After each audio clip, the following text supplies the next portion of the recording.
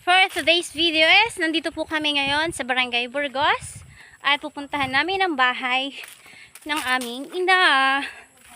Ang daan po dito ay are. Tingnan nyo naman ang paligid. Puro mga puno-puno. Puno ng saging, puno ng niyog at kung ano-ano pa.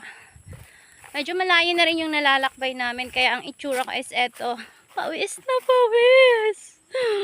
Pero kunti na lang, malapit na kami. Update ko kayo kapag nasa bahay na kami ni Mama. Bye! Hey guys, nandito na po kami sa bahay ng mama ko.